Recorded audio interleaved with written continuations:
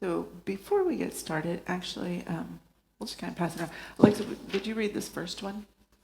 Yep, the first one. Oh, yes. Yeah.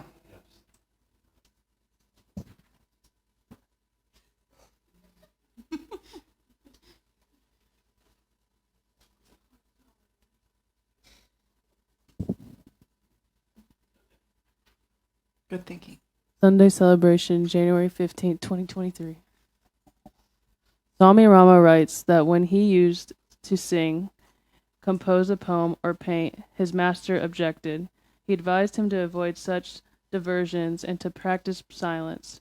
He would say, "The voice of silence is supreme and is beyond all levels of consciousness and all methods of communication. Learn to listen to the voice of silence. Silence will give you what the world can never give you." And the reason I thought we would start with that, I didn't know if anyone had anything that they wanted to share about their day of silence that we did for January 1st, since we had the week off. If there was any insights, was it difficult? Was it easier than you thought? Hard not to talk to the cats. Mm-hmm. Yeah. Yeah, because they're used to hearing your voice, right? Mm-hmm. For sure. Yeah, I was able to pinpoint like a lot of distractions that I have that take away from me, like being in my own realm in my own moment, and it was really helpful. It's nice to have those awarenesses, right? Yeah, and different levels of the distractions. Like sometimes they can be a little bit helpful, but I could really tell like what the drawback to a lot of them were. Nice. Yeah. Nice. Is anyone going to add any more silent days like during the month, or silent hours, or Yeah, I plan to do it more often. nice? Very Yeah. good. And just throughout my day, like practice silence more often, maybe not the whole 24 hours of the day, but just throughout what I'm doing, be more mindful of. Yeah, just Of it being more all. mindful, being more present. Yeah. That's I like what Alexa read, because it's a good reminder. I know that I can say, well, I'm just going to read one of Swamiji's books, and justify that, because that's a good thing to do, right? But obviously, Babaji had told him very differently. Don't write, don't compose poems, don't do art, don't be silent. So it's just a good reminder to have that right back in my face again, because I can justify, oh, I'm going to work on the newsletter. If I'm going to be silent, but I'm working on but it's a distraction from what bubbles up in the mind and what comes forward. So yeah, I would encourage all of us to have more silent days throughout the next year, because we do want to, hopefully, if everything works well, by 2024 we will be doing a 7-day silent retreat for sure. Maybe we'll be doing a weekend silent retreat or a yoga retreat, or maybe a combination of both in 2023. So we're kind of working on the details right now, and Kaylee and I will get it together.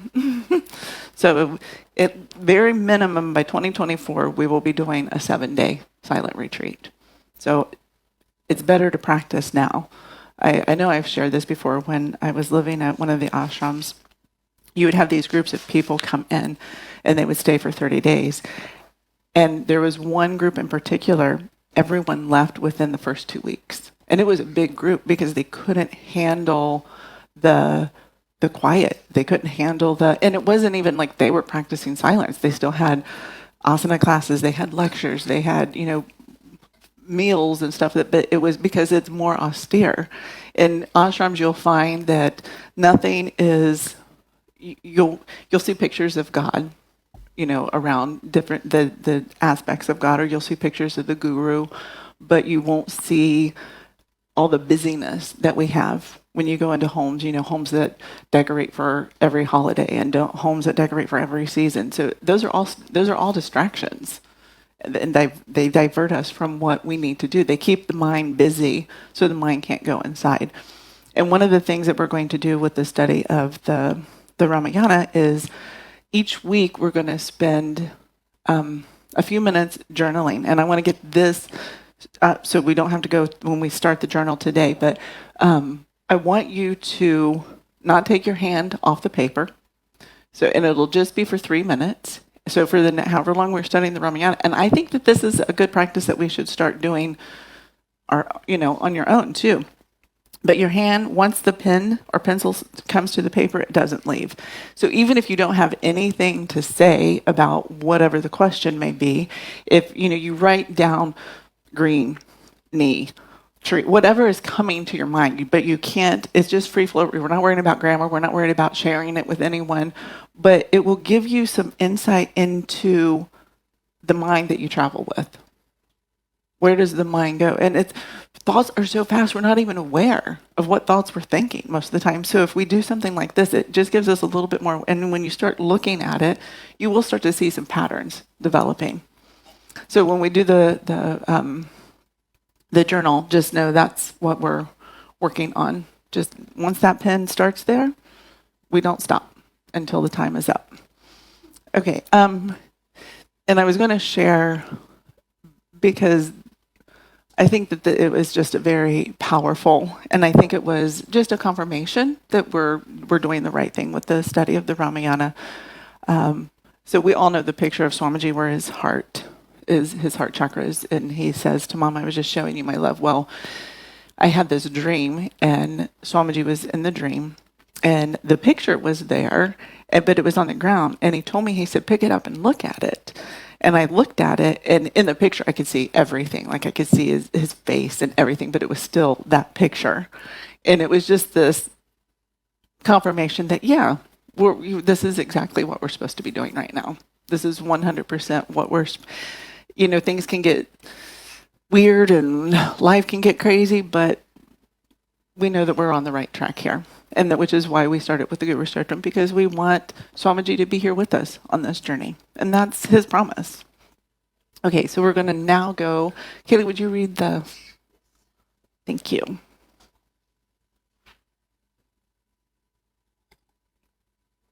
Just read the first, that first one first.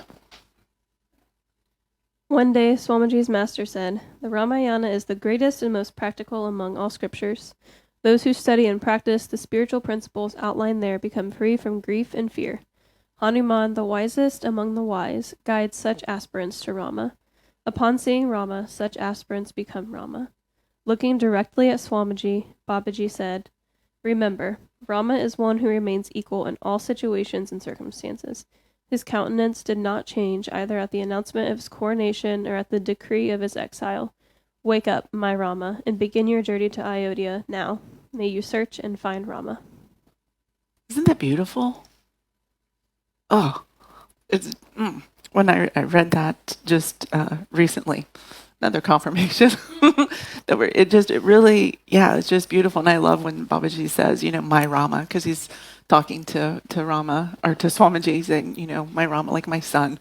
I think it's just really beautiful. And go ahead and read the next one. Yeah. Want me to read the rest of it? Go ahead and read both of them. Okay. Yep. The city of Ayodhya, which is perceptible to the physical eyes, is superimposed upon the eternal Ayodhya, which can be perceived only through the eye of intuition. Accompanied by the power of faith and self-discipline, may you be able to enter the true city and meet Rama, the Lord of Life. Babaji. So Ayodhya is a real place, but we have to have faith, and we have to have discipline before we can see the eternal Ayodhya. I had forgotten that deep down, Swamiji was a bhakti yogi, brimming with divine love for Rama and Sita. Rajmani, take a night. So let's remember that as we move through with our kirtans, and as Swamiji was a bhakti yogi.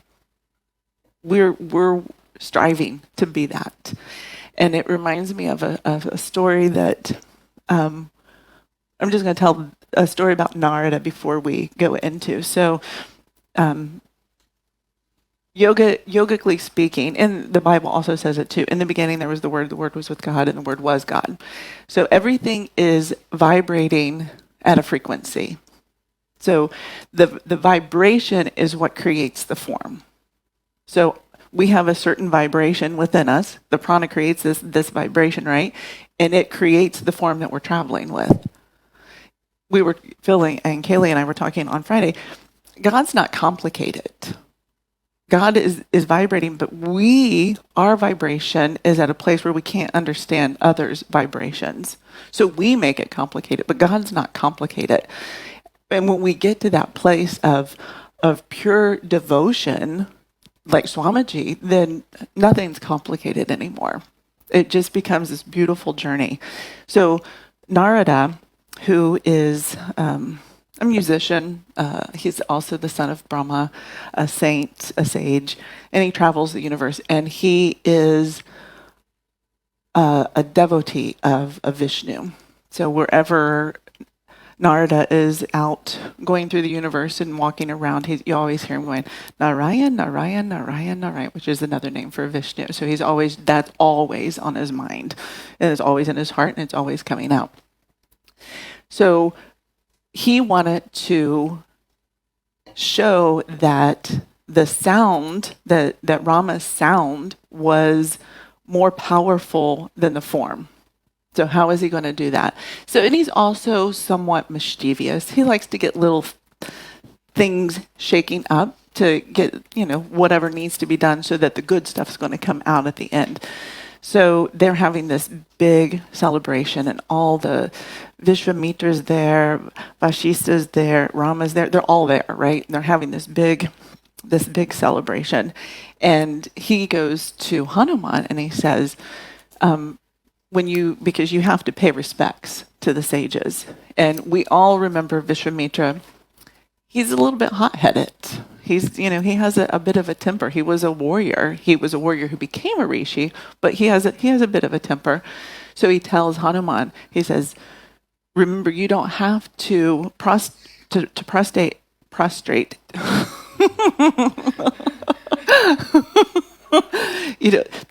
Vishwamitra, because he was a king. You don't have to do that. And so Hanuman's like, oh, okay, listening to what Narada says.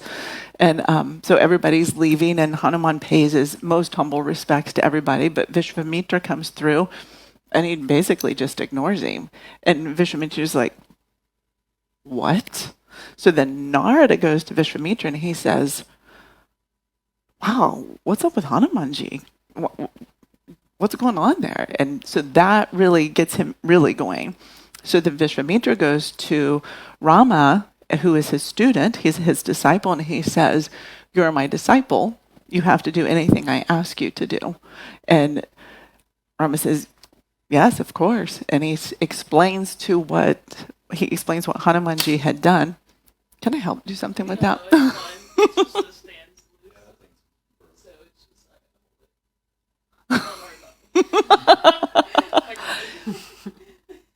I feel like I could.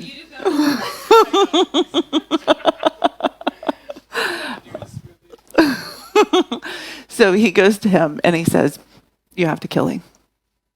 So now Rama's like, oh, whoa, this is, Hanuman is dearer to me than Bharat. He's dearer to me than to my brother. But I have to do this. And so now Hanuman knows what's going to happen, right? And he goes to Narada and he says, hey, I did what you told me to do, and now look what's happening here. And he says, don't worry about it. Just do what you do. Don't worry. There's nothing that you need to think about. There's nothing that you need to worry about. So in the morning, when Rama is going to come and he's going to shoot his arrows at Hanuman, he says, just go. He said, and do your prayers in the morning. Sit for your meditation. So that's what Hanuman does. He does everything in the morning. He's sitting there and he's saying, Shri Ram Jai Ram Jai Jai Ram, Shri Ram Jai Ram Jai Jai Ram, Shri Ram Jai Ram Jai Jai Ram. So he's saying this, and everybody's gathered around now because what? Hanuman's going to get killed by Rama? Whoa. So they're all, they're all gathered around, and Rama takes his bow and arrow and he starts shooting. And every time he shoots an arrow at Hanuman, it turns into a garland of flowers and just drops. And they're like, oh, wait. And then Narada explains, he said, I had to show that the name of Rama is more powerful than the form of Rama. But that is, if we think about that, sorry about that, that was loud. If we think about that in our own lives, if the name of God, right? Sadness can't come and take us. Anger can't come and take us. If we have the name of God always coming from our minds and our hearts and our tongue, nothing can hurt us. Death can't even come for us. Because we have the name of God, Rama, with us. Talk about protection from, this is how many times do we lose days of our lives because of we're in the throes of some emotional turmoil, right? We just lose days because we're so angry at someone, or we're so sad, or we're so whatever it is, right? We become so fixated on that emotion, on that turmoil, it literally zaps our energy and takes our life force from us. What must our frequency, our vibration look like at that point?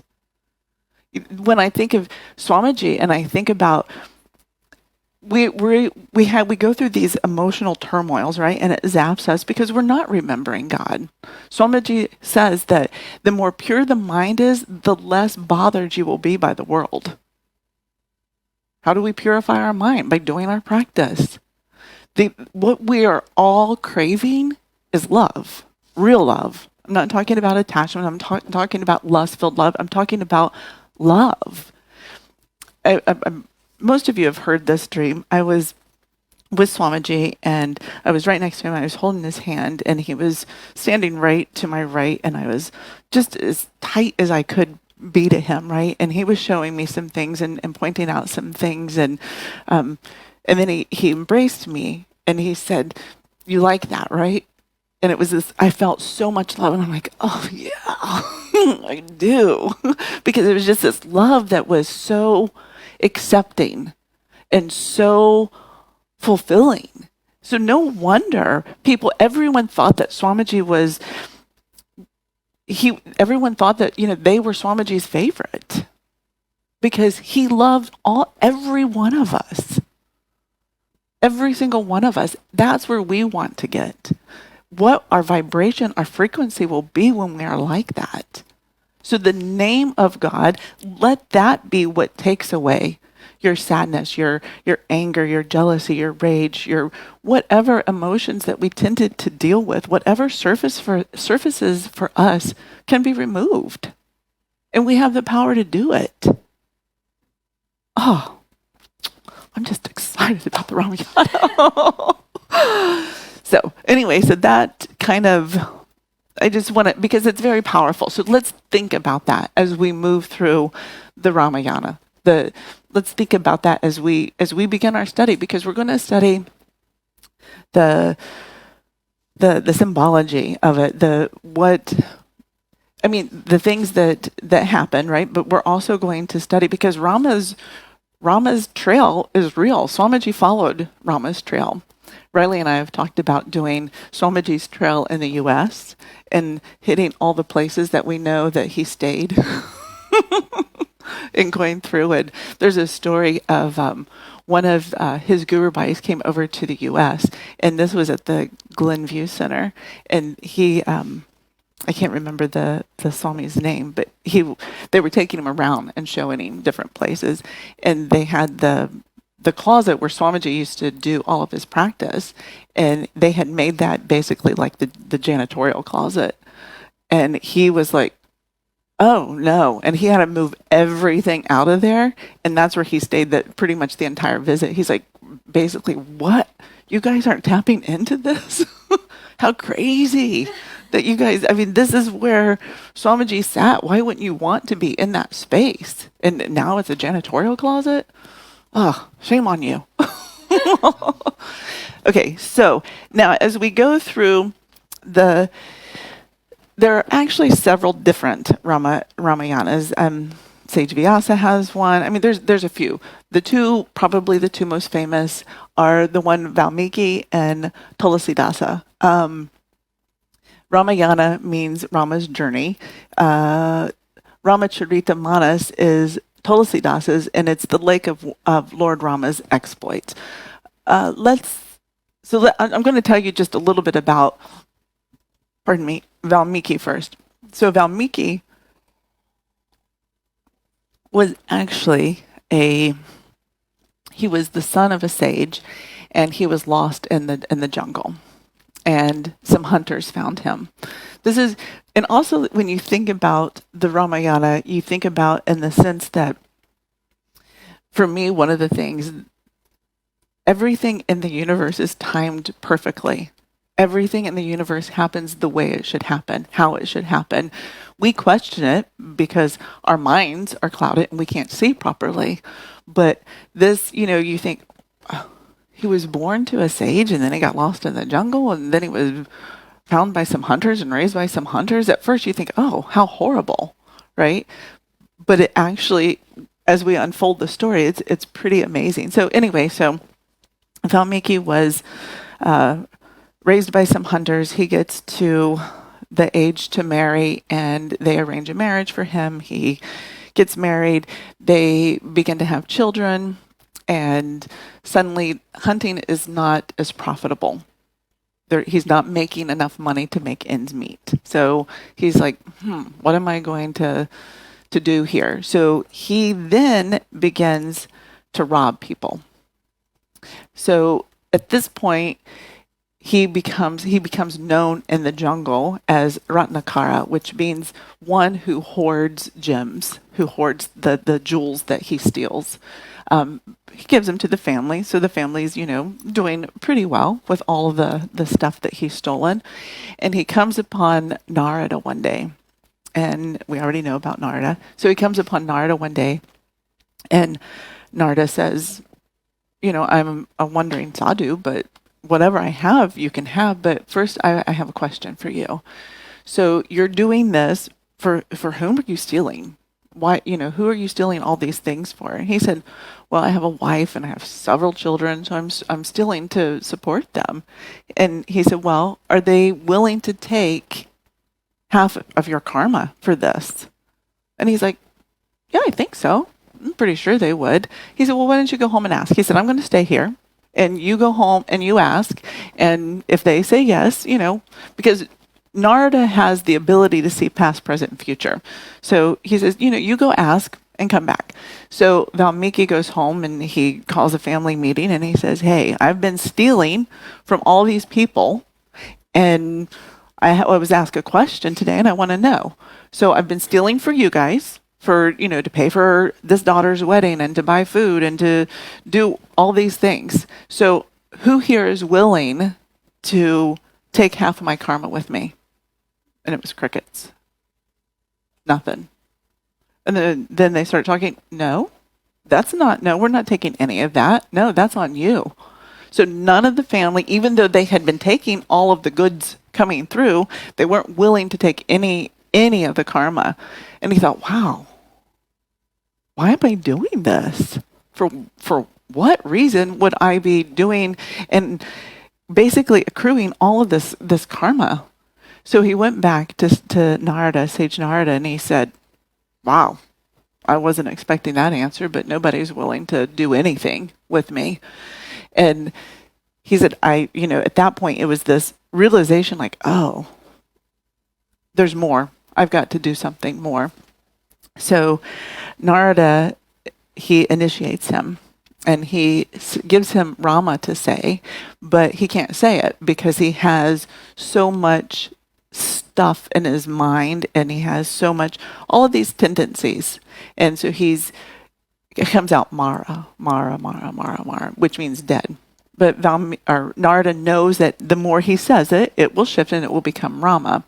And this is, if we think about it in our own personal lives, we can receive the information, we can read one of Swamiji's books and we're like, wow.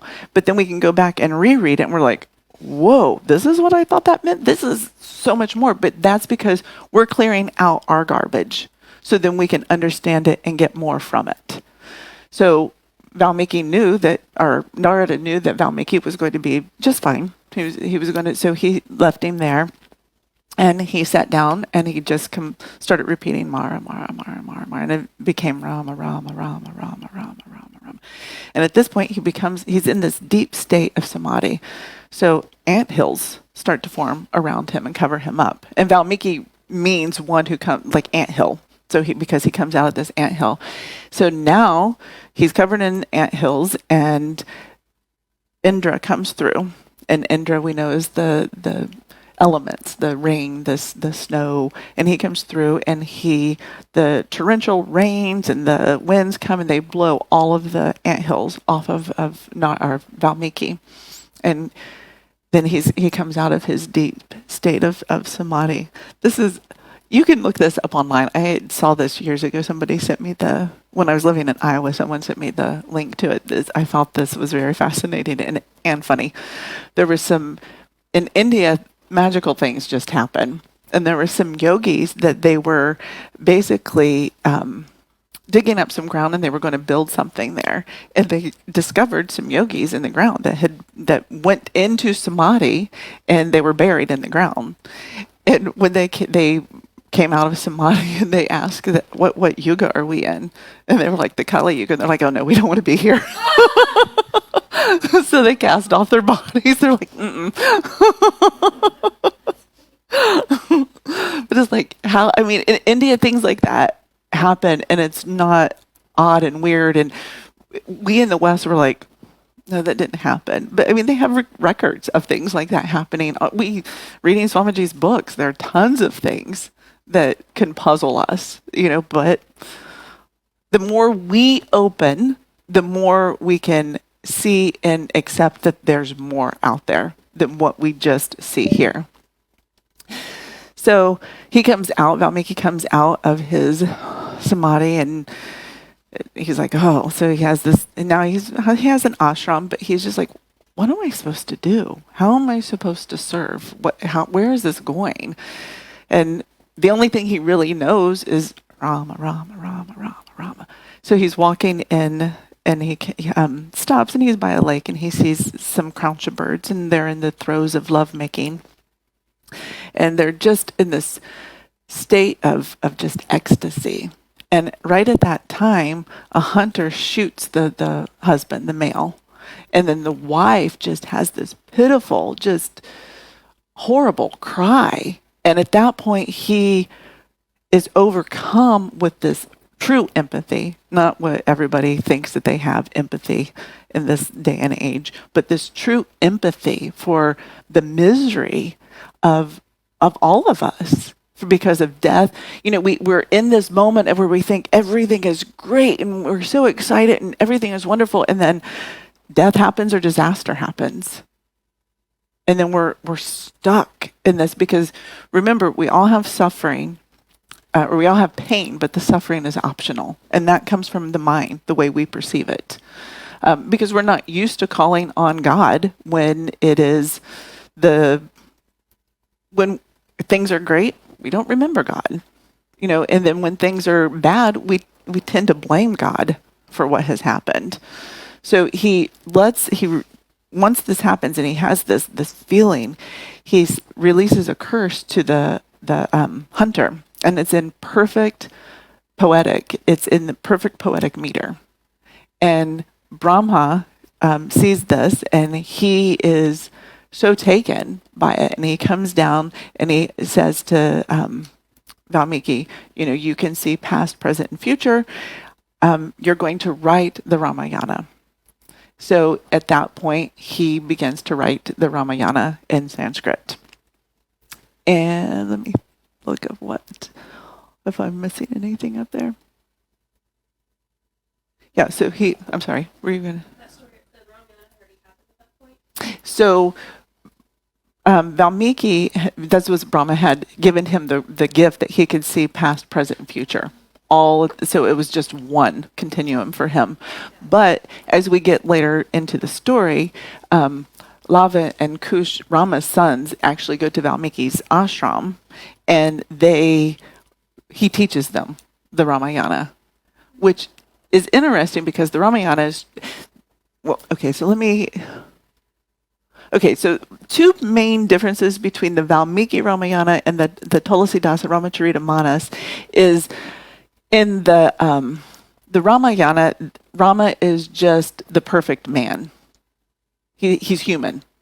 In Tulasidasa's, he is God coming down as an avatar, Vishnu incarnating.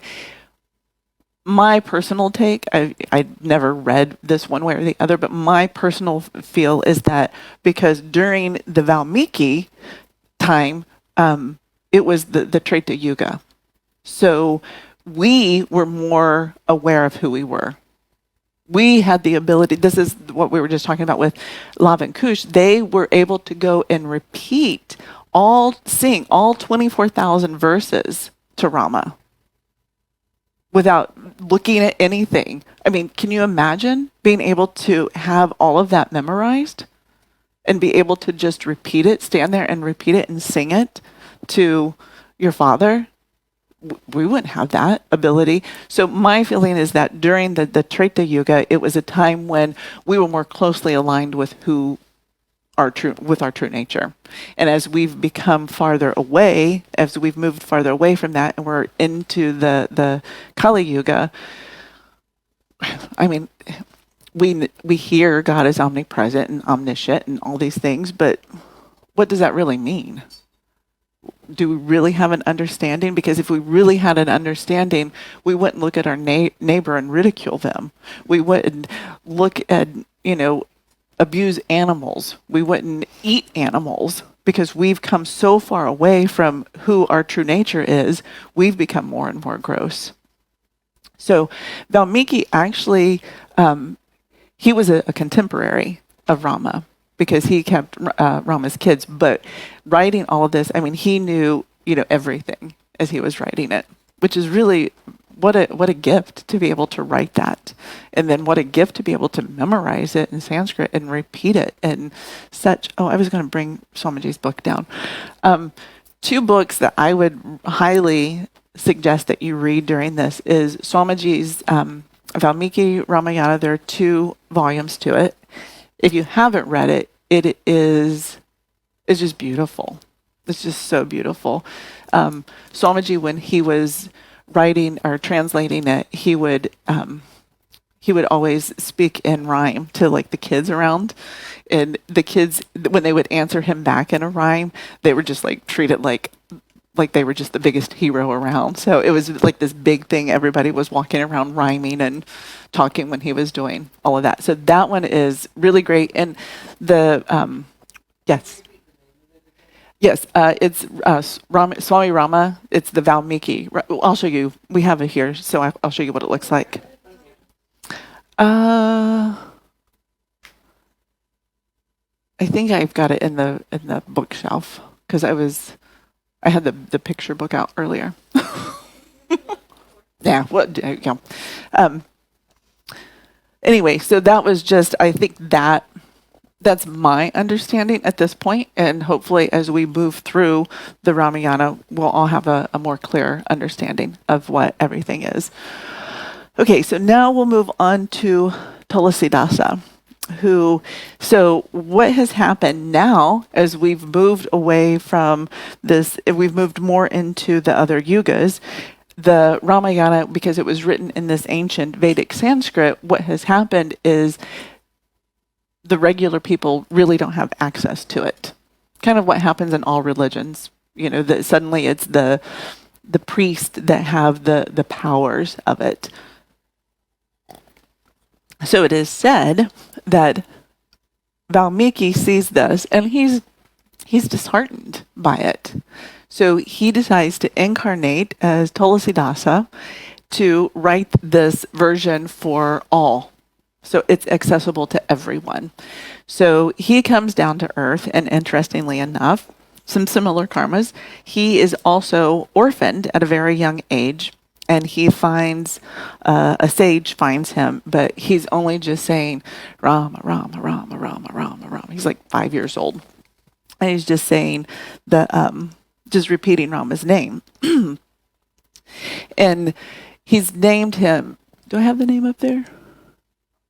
Yeah, right there. Ramabola, the right after. So it's in the purple.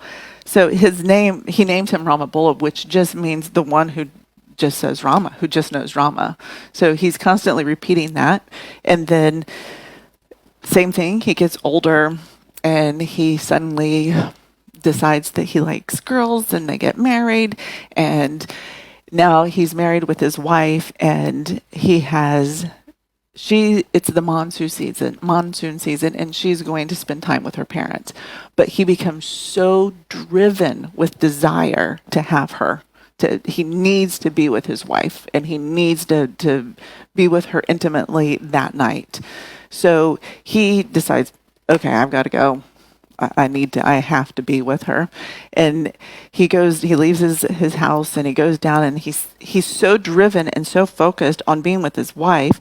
There's a dead body there, but he thinks that is a raft. And he's like, oh, how great, what a blessing. There's a raft here for me to take to the other side. So he gets on this body, goes across to the other side. Then he gets to the wife's house. Now, remember, this is torrential rains that are coming down. He gets to the in-laws' house, and there's the tail of it, the snake is hanging down. And he's like, oh, this is fabulous. Look, there's a rope hanging for me. So he climbs up and he goes inside, and he's like, oh, darling, I'm here. I love you. And she looks at him. She's like, what are you doing? He said, I love you. I want to be with you.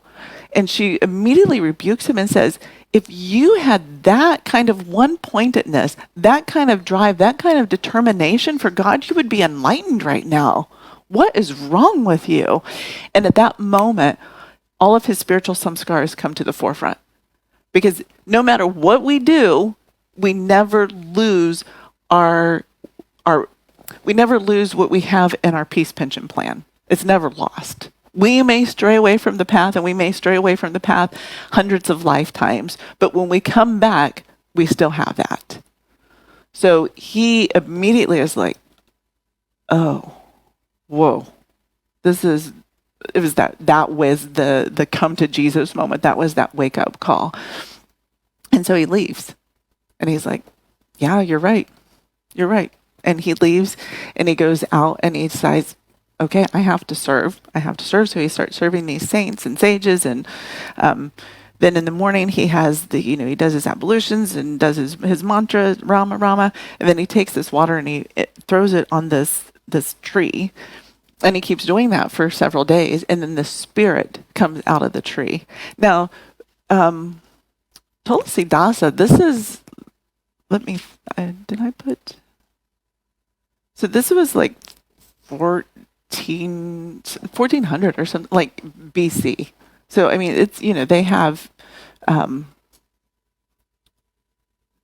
this information that, these are things that he has shared, his writings and everything. But so he is putting this water on the tree, and then there's a spirit that comes out, and the spirit says, I'm granting you a wish. What do you want? And he said, I'm so pleased with you for giving me water every day. And he said, I want darshan of Rama. And the spirit says, I can't do that. I'm a spirit. I don't have that ability. What do you want? He said, no, I want darshan of Rama. That's what I want. And so the spirit says, okay, if you go to Ayodhya at the certain temple, they repeat the Ramayana, and there's a leper there. And that leper is Hanuman. Hang on to that leper, and he can tell you what you need to do. So he's like, okay. So he leaves, and he goes to Ayodhya. He sees the leper.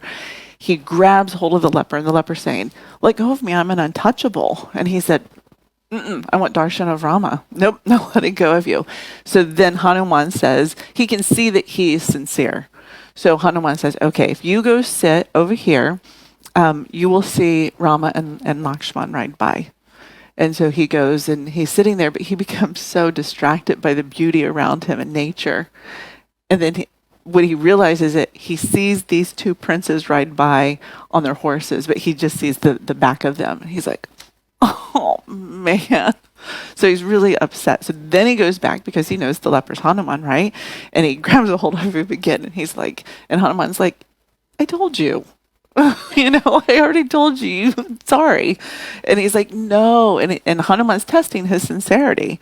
And Hanuman, he's like, okay, go and sit under this tree. He said, prepare some sandalwood paste, and Rama will come. So what happens, he's sitting there and he prepares the sandalwood paste, and this young child comes up and he says, Babaji, may I put the sandalwood on your head?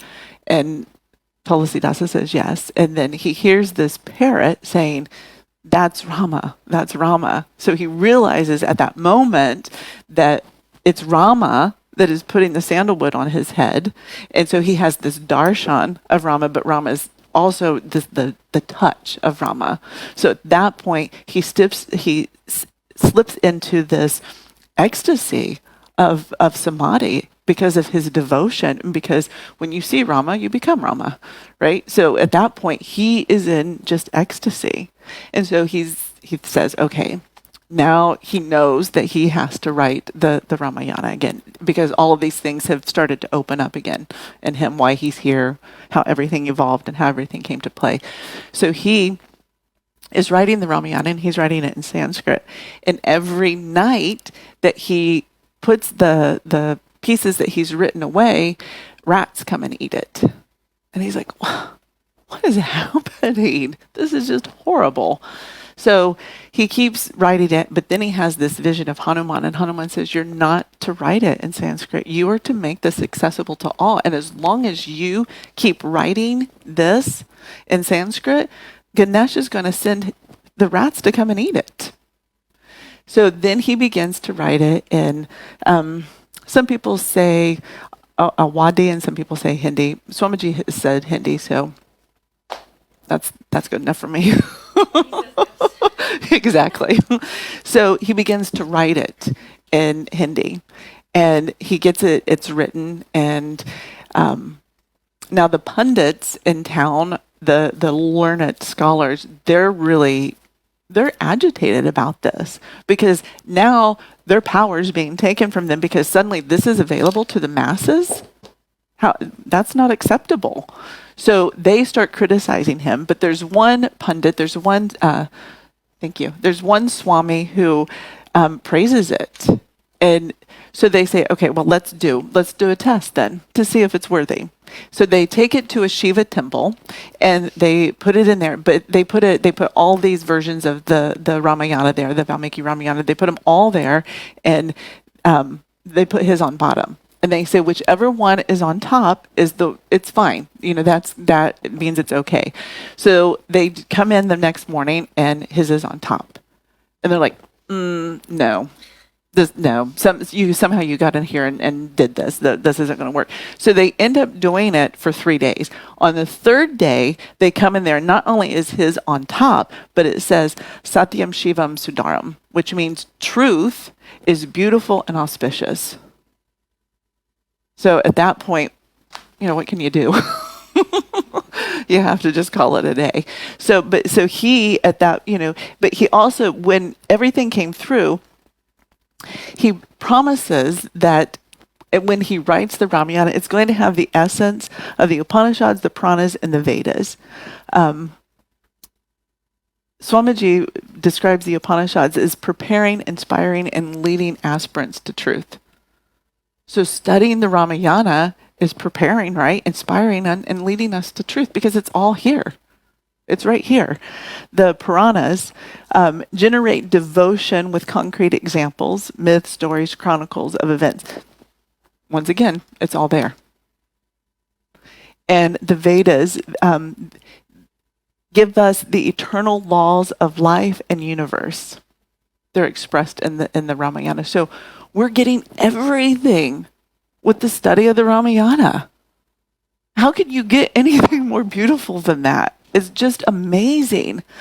So the hope is, I put this up here. I just wanted a reminder that we talked about, Kaylee and I talked about this. So Rama means the one who gives happiness, the one who gives bliss, the one who gives, if you break it down, Ra and Ma. Ra is that effulgence, the light that, and Ma is in me. So the effulgence and the light that is in me. Isn't that beautiful? So studying this, however long it takes us, the hope is that by the end, we're going to be a little more aware of our light, our brilliance, and aware of everyone else's light and brilliance. And then we will be able to serve Swamiji and the tradition at just so much more openly and lovingly, because everything that Swamiji had, we also have that within us. But we just have to do the practice. We just have to do the work. So, I think.